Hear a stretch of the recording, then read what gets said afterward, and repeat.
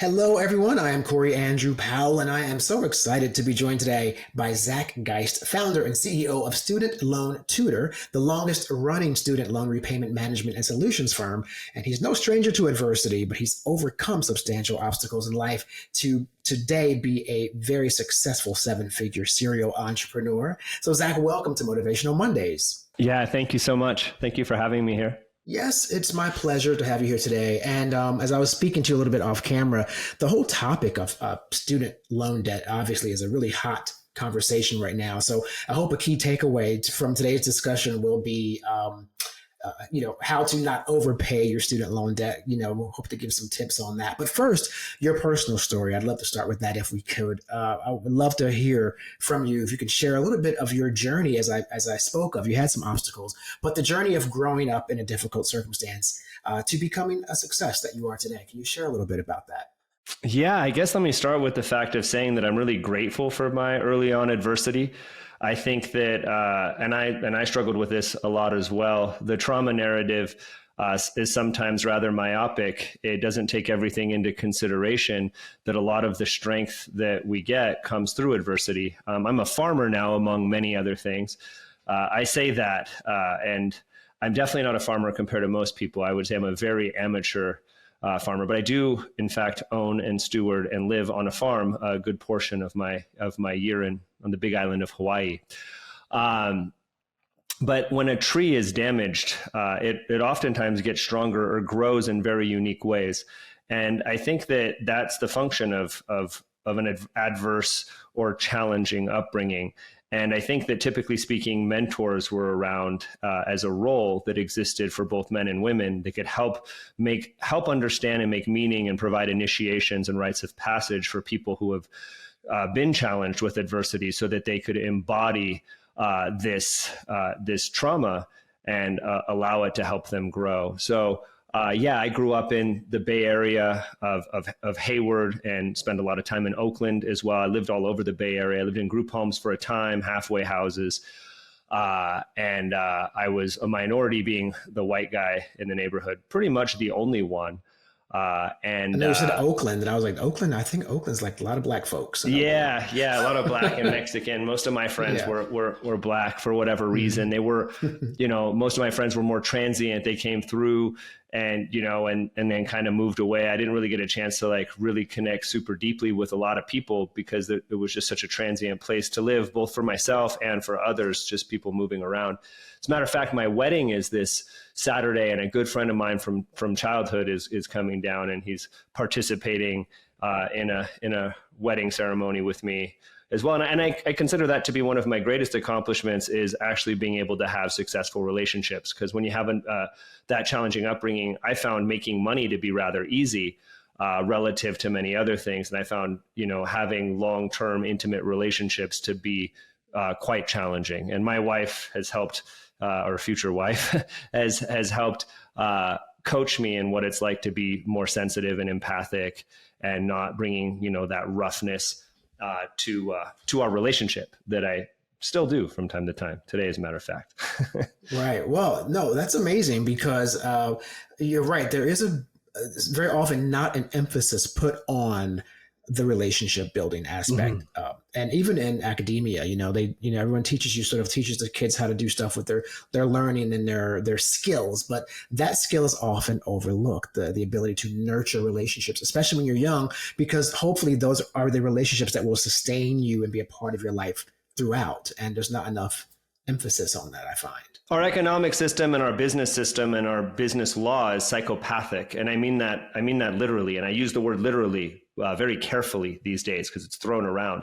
It's psychopathic in the sense that it identifies each person as an individual separate unit that's cut off from everyone else. And everybody's competing like a gigantic game of musical chairs, where the very few have the vast majority of the seats. 10 families have more than 50% of the global wealth. And wealth, what that means isn't like extra couches and refrigerators. Like that means like food and land and water and all of these things. So, this is a psychopathic system, and some people really thrive that are essentially psychopaths or sociopaths. And I don't mean that they're lucky to thrive in the system. They feel alone and they feel isolated. And I would say that I tried to adapt, and for a time maybe even successfully adapted some psychopathic traits or tendencies, which really struggled. It really affected my soul and caused me to like have to numb myself. And I used pretty much any possible thing I could, whether chemical or otherwise, to feel something different than how I was just feeling naturally. And I think that relationships, not only are they overlooked, I think they're paramount. I think they're required in order to really have any type of real success in one's life. I mean, your podcast is called Motivational Mondays, and I would say that I see so many people writing motivational things on their walls, but I would instead cultivate relationships to where that motivation is implicit. And some of that is listening to, positive, inspiring and supportive information and content, as we call it. Content, I guess, used to just be called having a conversation with some friends. And I am grateful. I think that this is such a beautiful time for podcasts, is because these, mentors could maybe not be necessarily in person, although I think in-person mentors are much better. But people can reach across a podcast or a video all the way across the world, even through translation, and reach somebody, which is a super profound time. And we desperately need it if you look at the crises around the world. Yeah, I agree with you. I take it very seriously, this podcast, because I get the emails, I get the messages from people. And we want to be a platform that also is inclusive. So for me, it's very important to have a person on who, she's an advocate for example, cerebral palsy. And she welcomes when people are staring at her, because she wants to have a dialogue about, well, here's what my body is doing. Here's why it's not abnormal. We all have issues, and don't pull your kid away from me and freak your kid out. Now your kid's freaked out by a normal thing that happens to some bodies, so it's become a platform that I think is just really educational and bringing people together in a human way. So I appreciate your shout out to podcasts in general, because they are a really good connecting tool for humanity, I think. So I try and do my part. When it comes to your own personal struggles, though, I know that you had your own journey going one direction. So I'm curious to know, how does it then end up with you being having such an emphasis on the student loan debt situation? How did you arrive there? Yeah, I always wonder. I think of Neil Gaiman, where he says writers are liars, and I think what he means by that is that. And I think podcasters fit into that same framework, is that you can't really include the whole story, because it's so long it would take, the whole podcast to just go into that. But I ended up here, I believe, because I feel that there's an unfairness that exists amongst, the world, essentially amongst people, animals, places, parts of the world. But there's an unfairness. And I experienced that myself. I actually earned a lot of money and I lost it very quickly. I didn't understand that earning money and keeping money were two very different things. And I really struggled with that. And I didn't understand anything about community, family, connection. I didn't really understand anything. Although if you would have asked me, I would have told you I did, because I had 18 offices with 500 employees at one time, and I rallied them up. But it was a very superficial relationship that I really had, even though I would have not said that then, but I would say that now. I guess where I struggle is that, I guess they say that, in mythology, they say that in the wound is the gift. And for me, the wound is seeing people that just seemingly can't get out of a bad situation, no matter how hard they try. And then eventually pull others into that same mess just so they don't get left out. And I noticed this growing up, as it was, that crabs in a bucket metaphor.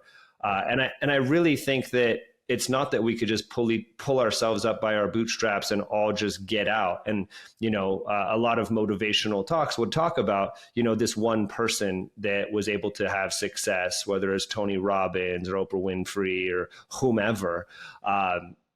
But these are usually outliers. And if you connect it back, it was some relationships that happened, or some trauma that created the branch, and then somehow meaning formed and it was able to grow. And I think that communities are supposed to do that, and people are communal beings. So why student loans is it seemed like the one thing I had made a commitment to myself, because prior to that, I made all of my money, and I made even more then than I do now. I lost it all. However, I did have an almost 8-figure year in my late 20s, and built from nothing, doing door-to-door marketing and sales for the largest cable company, Comcast. And I said, the next thing I do is going to at least be morally neutral. At first, I was wanting to do something good, but I found it was really too difficult to find. Like I want to like create some great product, but in creating it, I put all these other products out of business, or I realized I could sell it for less than I really need to. So I would pump up my marketing, or else someone else will and compete with me. So what I found that like there were two things I really was passionate about. One was like helping people that are struggling with addiction. So I thought maybe I would do that, but that seemed like I would just get pulled into the vortex with it potentially, because that one maybe was too fresh for me. And the other one was like helping liberate people from debt, because I realized that debt and bondage and slavery are linked together. They're in that same realm. And there used to be debtors' prisons, and there used to be something called debt peonage, which was a form of debt slavery that someone would be in.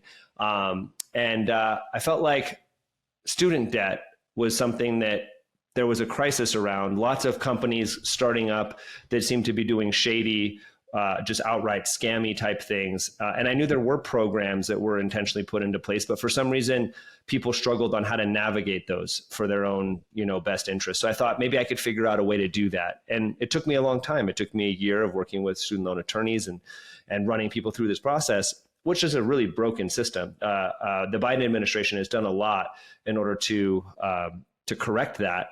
And it needed to be done. Not exactly what I would have done to correct it, but they did some major plays. It actually, helped a lot of people that were in weird loophole situations. Someone had $100 loan from '94 and then took out $300,000 in 2014, and they get all of their loans forgiven due to some weird technicality. We're seeing a lot of that happen right now, whereas the people with 10,000 got nothing. Yeah, that's what caused me to do it. I hope that answered that question. Yes, it does answer that question. And it's really funny because I have my own like really bizarre sort of moment with the student loan thing myself, where last November, I paid all my loans on time, and I paid them off during the COVID crisis, the shutdown, because I didn't go anywhere. So I had all this extra money. I was like, I'm going to like double up. And I literally wiped out my student loan within those 2 years because I wasn't going anywhere. And then this whole forgiveness program happened. And last November, I get a stack of checks in the mail from the government with my student loan. It's paying me all. It was reimbursing me for these loans. And then I looked at my statement, though, however, and my balance was back. Yeah. And so I thought, wait, you gave me the checks, but the balance is back. So there was this really weird system in which I guess the government was going to tell you how much was forgiven of that amount, and then you'd have to pay the rest back. It was really bizarre. But I thought about how many people like me got those checks and thought, oh, my debt's forgiven. And they went out and bought a new car or stereo, not realizing what the Supreme Court decision was going to be. So even, with that happening, that was supposed to be relief, and that turned into a debacle. So I just think, I'm glad that you are one of the pioneers kind of helping in that world, because it seems like there's no help out there for what were in many cases predatory loans to begin with. Yeah, that's how you make money off. There's two classes. There's a class system. There's other forms of discrimination as well and impact, but there's a class system, and I would say that's one that we could all relate with, and it would bring people together to really see that. And there was a big campaign around "We Are the 99%," and there was stickers on people's back of their car. I am actually not part of the 99%. I guess technically, I do move money in a way that makes me essentially throws me right back into that category. Maybe I'm actually really at the bottom because I don't hoard money. I don't accumulate money in the same way. I put it to work. So, So there's a lot of people that are going to spend money when they have it. And there's a lot of people that might have received those checks and then spent it. And student debt is a strange piece where there's no real qualifications. I mean, there are a few, but virtually everybody could qualify to go into $250,000 or $500,000 in debt at 7% interest. And then it's very difficult to get discharged in bankruptcy, which people all know, and they have no idea how to manage it. And there's I learned something that is sad, but oftentimes when you want to know the answer to something, you follow the money. And it's like you follow something that looks really evil and you're like, oh, why is that evil thing happening? And then you dig into it and someone's getting tons of money from it. A lot of war, I think, is from that. It's profitable. And student debt, I think, is the same way. I mean, I was told, I don't know how accurate it is, that federal student loans are the number one most profitable government division of the government. And I guess that would mean it depends what you consider it. I mean, if the debt's owed but not paid, is it still profitable? These things are very, very mysterious. Where is the money actually coming from? I've saved borrower something like $500 million over the past almost 10 years. This is an estimate. I don't know what they would have paid had they not met me. Maybe they would have figured out something else. But this is an estimate. It's a lot of money. And where did that money come from? Did it cost taxpayers? Did it just get simply spoken out of existence in fiat as the US government, which is where the entire global economic system is based on the dollar? Did it just somehow disappear and siphon off of there? What exactly happened? Did it get diminished by inflation about printing all of the money during COVID? I don't know. But I'm not super concerned with that. What I really want to do is help liberate the people and provide information to people in education and I guess inspiration. There's a quote that I've coined over the years. Anyone could use it if they want. I haven't trademarked it or anything. It's funny that we could just own words and statements and stuff, right? I mean, some get declined. You can try. Some get declined. Yeah, you can't. Some of them do.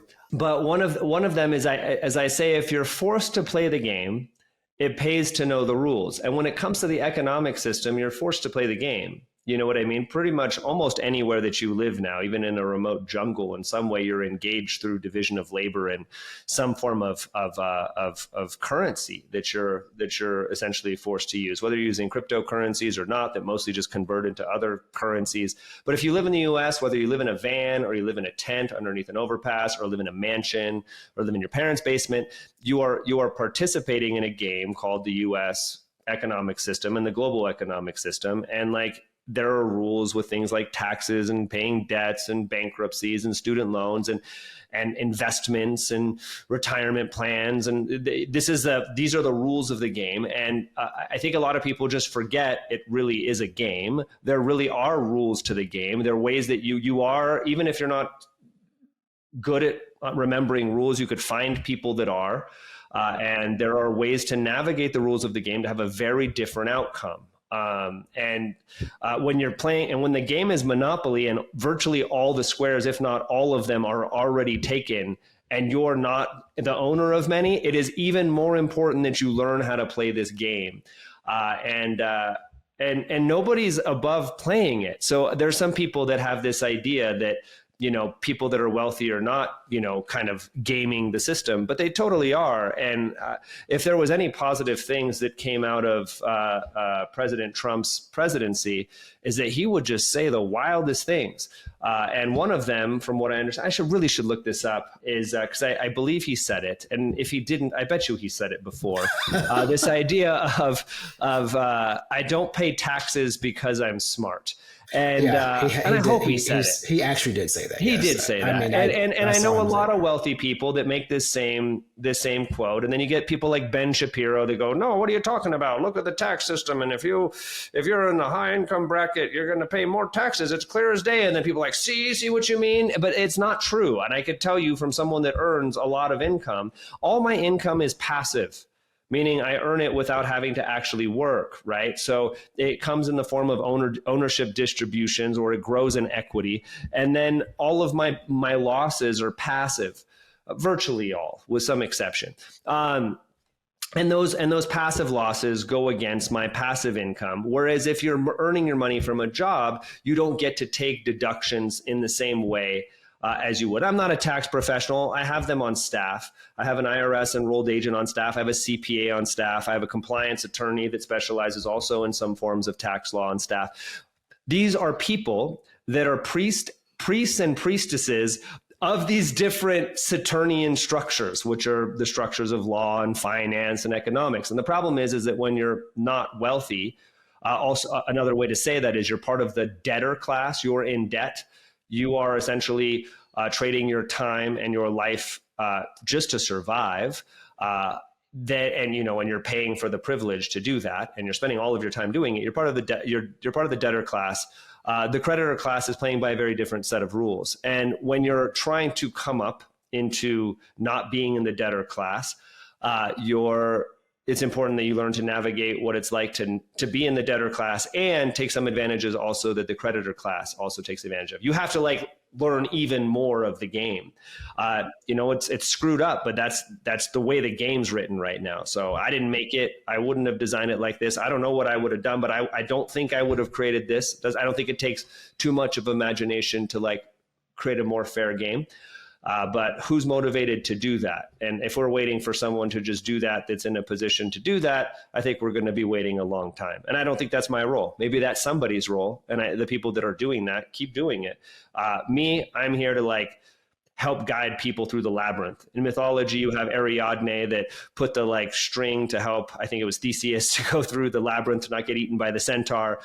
So I know where the pathway is. I guess I'm Ariadne in that regard, a little bit more masculine version, and helping him escape the devouring of the centaur. And I think that's important. It's a good analogy. No, it is a good analogy because you raise so many points there that are relevant. One of the most important is really just simplified as financial literacy. We always talk about that. And that is something that I think we do a great disservice by not starting from the time a kid's in kindergarten.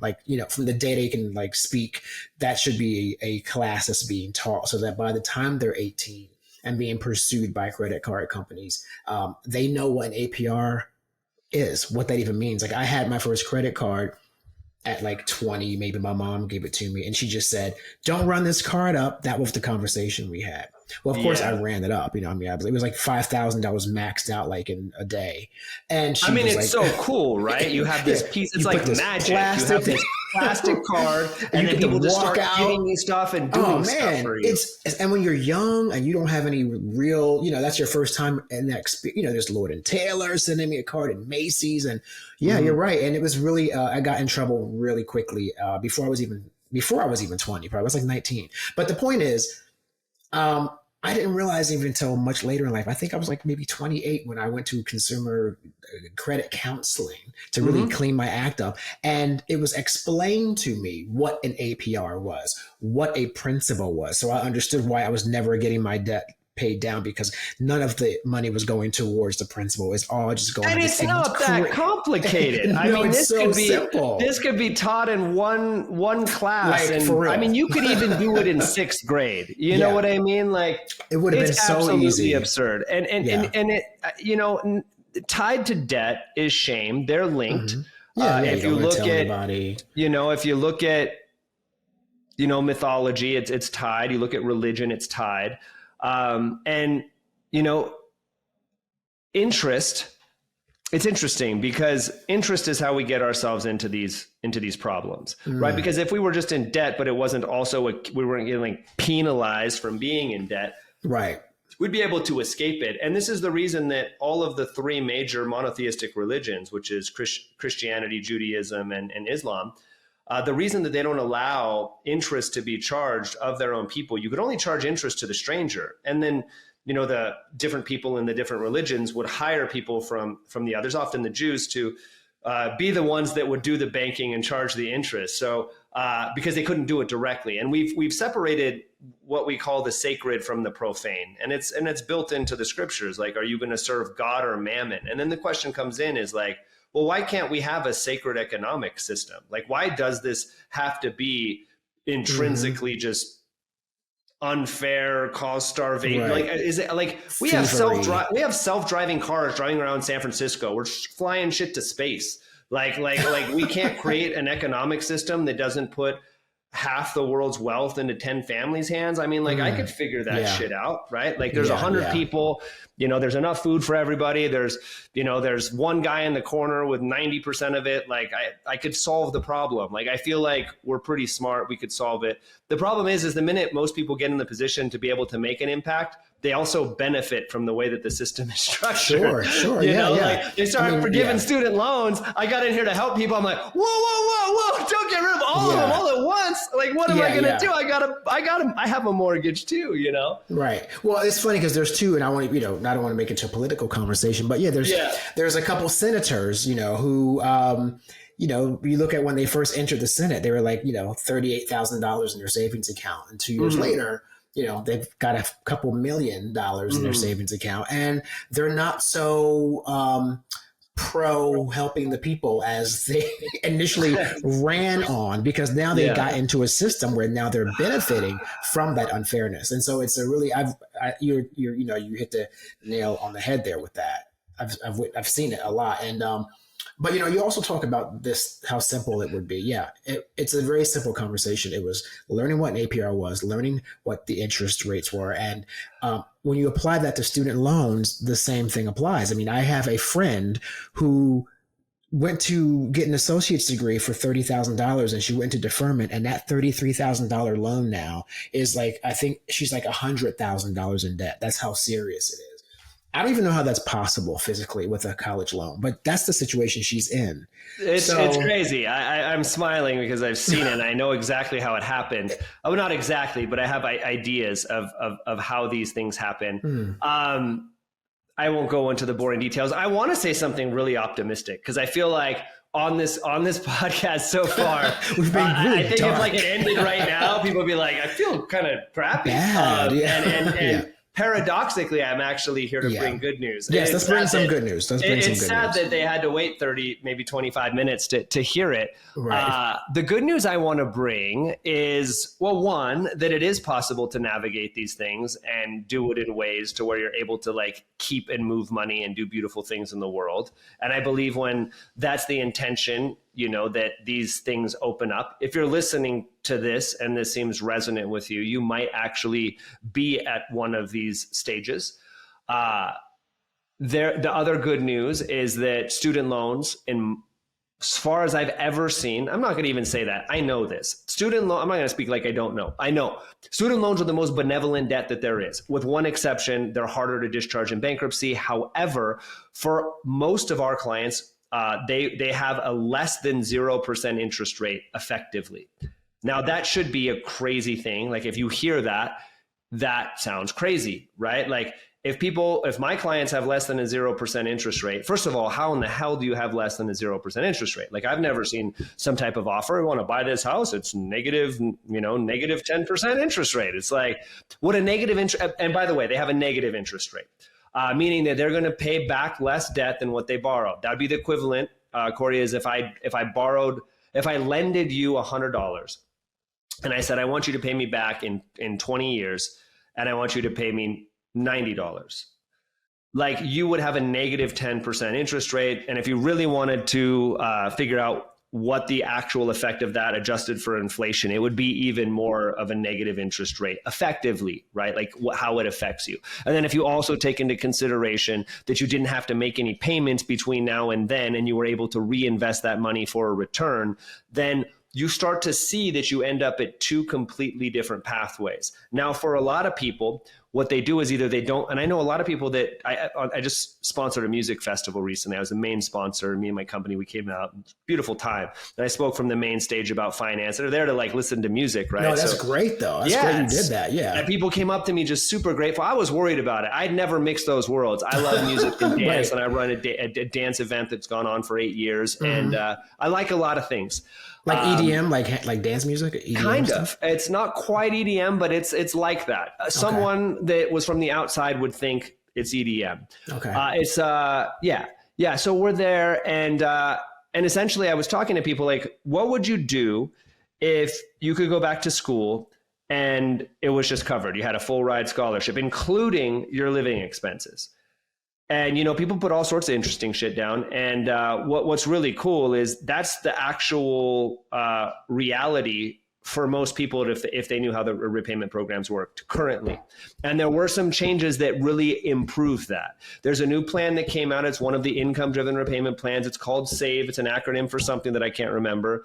And so the difference between this plan and the other income-driven repayment plans is that the discretionary income calculation, so how much you can earn before you have any payment at all, has increased to 225% of the poverty line index. So if you earn 225% or less of the poverty line index, you have a $0 payment. Now you could have $1 million of loans, or you could have 100,000, doesn't make a difference. And now you would normally say, well, I don't care. What if I have a $0 payment? I'm never going to pay off my loans. You don't want to pay off your loans. I'm going to say that again because it's a weird ass thing to say. You don't want to pay off your loans. The reason why is because student loans, remember, they're benevolent, which means good as they can be to be a loan, right? At the end of the loan term, whatever isn't paid is forgiven.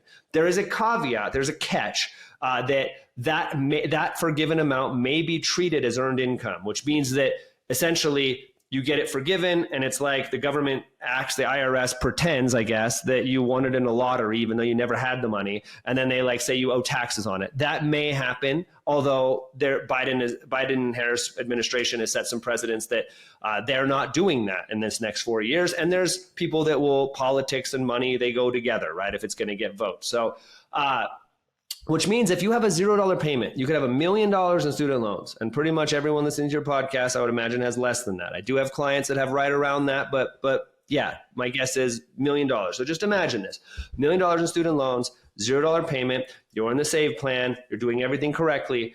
You would accrue 0% interest each month on your student loans, meaning if you paid zero, your loan would not grow. If it was at exactly $1 million next month, even though you paid zero this month, it would still be at $1 million.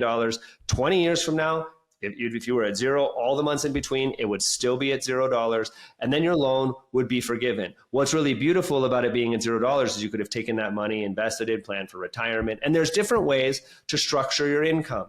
Again, not as much if you're a typical employee, but if you're self-employed, there's some different things.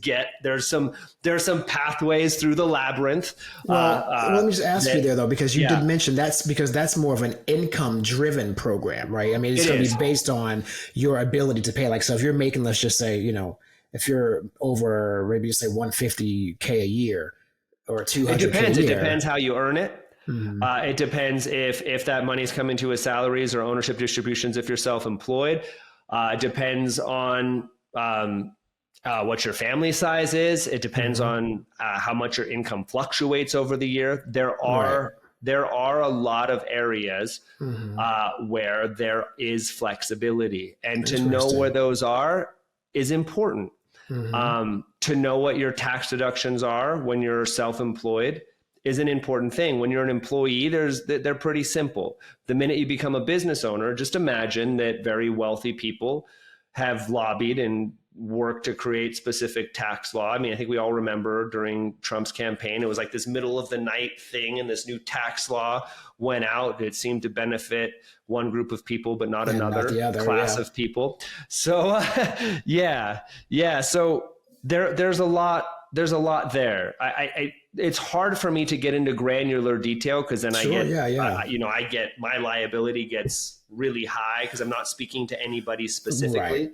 Well, but on that same, but with that said though, I want to make sure that we do get in. I do want to mention though, you do have these organizations, these programs, your student loan tutor, and holistic finance. Now, can students who have concerns about what we're talking about, can they reach out to you or reach out to these organizations and get some assistance or get some guidance in this area? They could reach out to me. They could reach out to their loan servicer. If they don't have a lot of debt, if they watch some of my videos, go on the website, go onto TikTok. TikTok doesn't shadow ban me. And Facebook has stopped.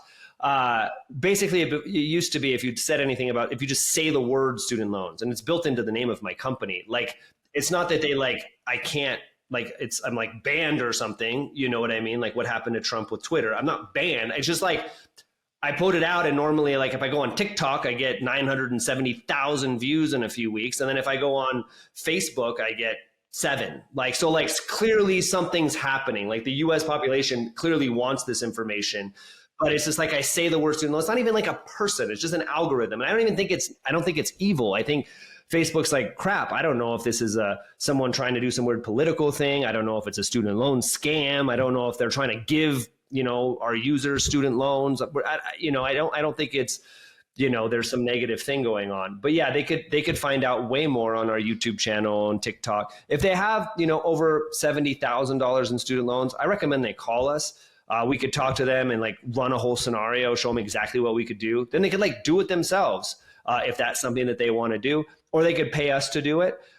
It's a pain in the ass. So I think a lot of people, if they have the money, they'd pay us to do it. And some people decide they're just going to do it themselves. That's fine. They can. They don't need me to do it. They need someone like me to understand the strategy and explain it all. Unless I don't even know. I mean, the government would have to just make it more simple because it's complicated. And the loan servicers, sadly, they don't, they're servicing 49 million borrowers. They have no financial experience. They're not financially licensed. They're like people that just apply to a job for, $14 an hour to work in a cubicle somewhere. And you can't ever get them on the phone again. It's the reason these scam companies exist. I mean, get back to the political piece. How would you correct this? You would create a profession, just like you do with tax preparers and loan officers and real estate agents and stockbrokers and insurance agents. You would create somebody called student loan advisor. They would have to pass a specific testing requirement. There would be laws and a regulatory body that would then govern them. They would have to carry insurance. People then could vet somebody that seems to know what they're doing. But for whatever reason, the Department of Education says the loan servicer is all you have and no one else can help you, which is clearly not the case. There's an entire area of law called student loan law. There's a whole treaty written on it. There's attorneys that practice exclusively student loan law. And I don't know, me and my team of 19 people are pretty damn busy, booked out till November. So apparently we're doing something. And there's a reason that people are paying us as opposed to getting free help from the servicer. So there's something wrong here. And I hope they correct it. Zack, wow, this is a great conversation. And I think, I know that our audience and the public who's not in our regular NSLS community will get a lot of great information from you. So we are happy you were here today to join us. Zack Geist, founder and CEO of Student Loan Tutor, the longest running student loan repayment management and solutions firm. Thanks for being here today on Motivational Mondays. Mahalo.